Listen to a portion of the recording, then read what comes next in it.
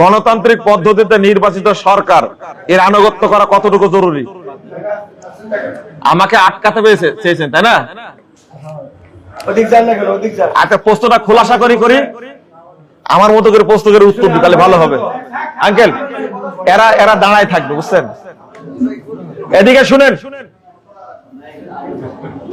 আল্লাহ যেন কবুল করে।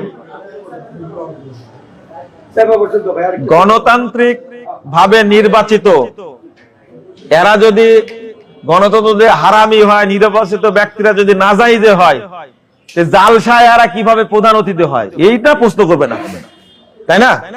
প্রশ্ন তো এইটাই। এই জন্য করেছেন যে নির্বাচিত সরকারের আনুগত্য করা কতটুকু জরুরি।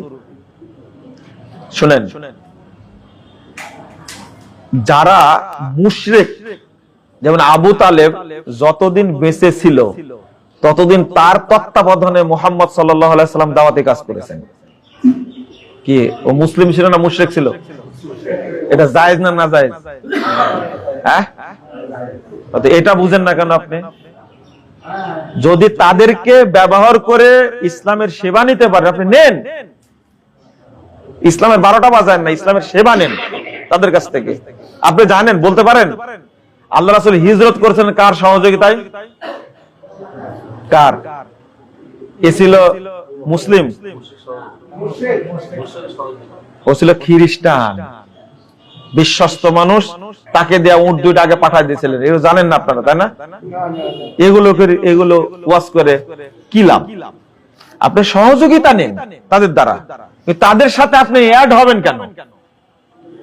শুনেন, আকীদা একটা জিনিস আর মুআমালাত আরেকটা জিনিস। এই জন্য আল্লাহ রাসূলের খাদেম পর্যন্ত ইহুদি ছিল না? বাচ্চাটা মরে যাচ্ছে, তখন আল্লাহ রাসূলকে বললেন যে তুমি ইসলাম গ্রহণ করো। তখন বাচ্চাটা তার বাপের দিকে তাকাচ্ছে, তখন তার বাপ বলছে মুহাম্মদ সাল্লাল্লাহু আলাইহি সাল্লাম যা বলছে সেদিকে লক্ষ্য করো। সাথে সাথে ইসলাম গ্রহণ করলো। রাসূল সাল্লাল্লাহু আলাইহি সাল্লাম বলছেন যে আল্লাহ রাব্বুল আলামিন তাকে জাহান্নামের আযাব থেকে বাঁচায় দিল। কি বুঝলেন? ইহুদি সে রাসূলের খাদেম। তাহলে এইটা এক জিনিস, আর আকীদাকে সমর্থন করা আলাদা জিনিস, দ্বীনকে সমর্থন করা আলাদা জিনিস। আপনারা দুইটা কি করে ফেলেছেন? গুলায় ফেলেছেন। আর বলে দিচ্ছেন হুদায়বিয়ার সন্ধি তো করেছেন আল্লাহ রাসূল। এই সন্ধি কি ছিল যে মক্কায় ইবাদত করার মূর্তির ইবাদত করা? এই সন্ধি ছিল? হ্যাঁ, মক্কায় ইবাদত করা আর মন্দিরে ইবাদত করা, এই সন্ধি ছিল? এইটাই যদি না বুঝতে পারি আমরা, সন্ধিকে আপনি মিলাই দিয়ে সব গুলায় ফেলে দিয়েছেন একবারে, এটা তো চলে না। রাসূল সাল্লাল্লাহু আলাইহি ওয়াসাল্লাম ইবাদত করতেন, কাবা ঘরের চতুর্পার্শ্বে কি ছিল? এখন আপনি বলে দিচ্ছেন কাবা ঘরের মধ্যে মূর্তি ছিল, সেখানে আল্লাহর নবী সিজদা করলো কি করে? আপনি তো জাহেল একটা, আপনি জানেনই না এটা।